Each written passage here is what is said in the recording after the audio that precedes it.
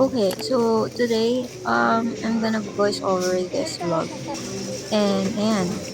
So for these clips, I'm going to the gym. Pupunta na ako ng gym. Bumili lang ako ng milk. And ayan. Oh my God! So ayan, nahihiya din kasi ako na magsalita in public. Kaya i-record ko na lang through voice over. So next time na lang siguro yung naririnig niyo ako nagsasalita sa vlog. But this time, i-voice over ko na nga lang kulit. So, ayan, papunta ako sa locker kasi may mga dala din ako. May bitbit ako. Ayan, lalagay ko na lang muna. So, ayan nga, nag-warm up na ako. Nakikita nyo naman. What? So, konti lang naman yung warm up ko and konti lang din yung exercise ko ngayon. Kaya, tignan nyo na lang. Pero yan, ano na yan, konti lang yung nilagay kong clips kasi hindi ko na na-videohan mag-iba. Siyempre, nahihiya nga eh. May mga tao din sa gym. Ano ba? Parang inaaway ko kayo. Hindi, inaaway niyo kasi ako. Hindi, joke lang. Pero ayan, patapos na ako dito. And actually, last day ko ngayon sa gym kasi wala na akong pambayad. And sinusulit ko na siya, guys. Guys, ang Pagka uwi ko nga, ayan, yung aso namin yan. So, yan, humiga ako, humiga din siya. Pero, mas parang inantok pa siya. Mas pagod. And that day, nanood lang din ako ng Euphoria, pero hindi ko pa din siya tapos until nung nag-edit ako. Pero mamaya, tatry ko. So, guys, it's Friday and we're in Nuvali. So, ayan. Ang agenda natin ngayon is umattend ng Matcha Fest here.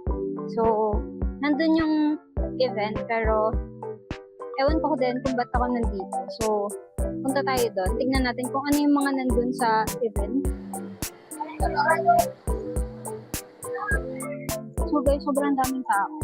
And may pila siya. As in.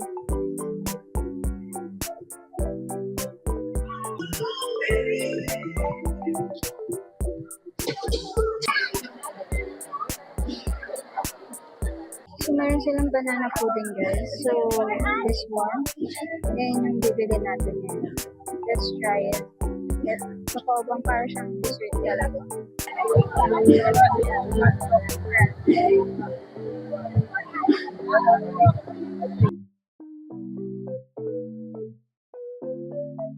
So, ayan guys, finally nakaupo na ako. Sobrang daming tao. So, ang hirap humanap ng sitting place ngayon. And, ayan, hindi din yung order ko. Medyo matagal din yung inintay ko. Mga 15 minutes ata. Nag-ikot-ikot pa ako. And, ayan, finally, so let's taste it kung pasado ba ang matcha ang binili ko. So, ang in-order ko is banana pudding matcha. So, nagdasabasa ako ng review. Hindi ko ba, parang ever since, puro lang ako seasoned matcha, matcha latte. So, I want to try another variant naman ng matcha. No? So, ayan. Sabi nila, masarap daw to. And, kasi siyang dessert. Kasi matamis. So, ayun yung gusto ko, matamis. So, try natin.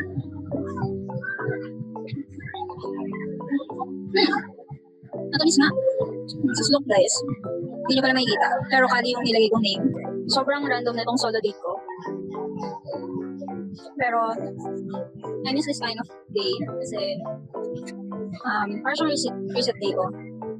Although wala naman akong ginagawa sa bahay. Pero, you know, medyo boring din naman kasi na nasa bahay ka lang palagi. So, minsan kailangan mo lumabas-labas. And yan. Kasi siya guys, try nyo din. So, pumunta ako ngayon dito kasi gusto ko talaga matry yung mga manga. Pero isa lang yung binili ko kasi gusto ko lang talaga matry yung itong banana pudding. Kasi kailangan din natin matry ng mga hindi pa natin natatry sa buhay. So, ayan, trinay ko lang yung may combination ng banana pudding. Ano yung difference niya sa normal na matcha latte, ganyan. So, masarap pala. And, na-realize ko na, ganito pala yung mga gusto ko. May mga mix ng something.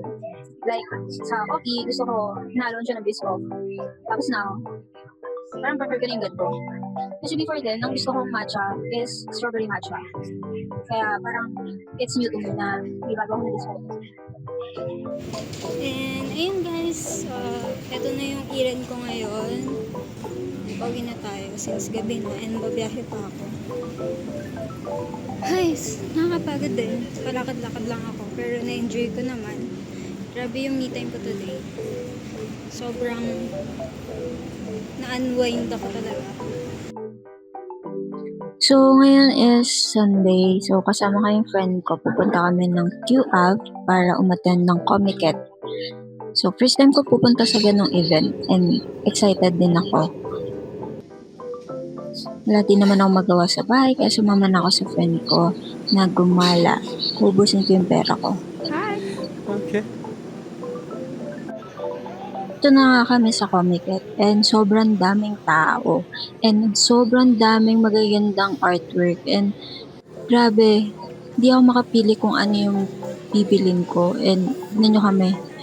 Tuwang-tuwa kami kasi super na-enjoy namin yung nangyayari. Nice.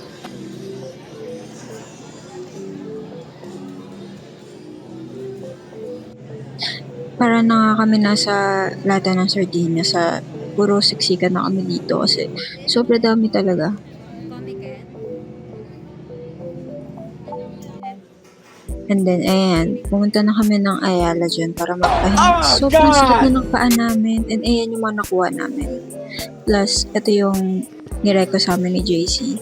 First time namin sa Chaji and first time ko din makakainom ng hojicha na literal na milk tea. And sobrang sarap pala. Perfect siya sa taste bud ko. Thank you, JC.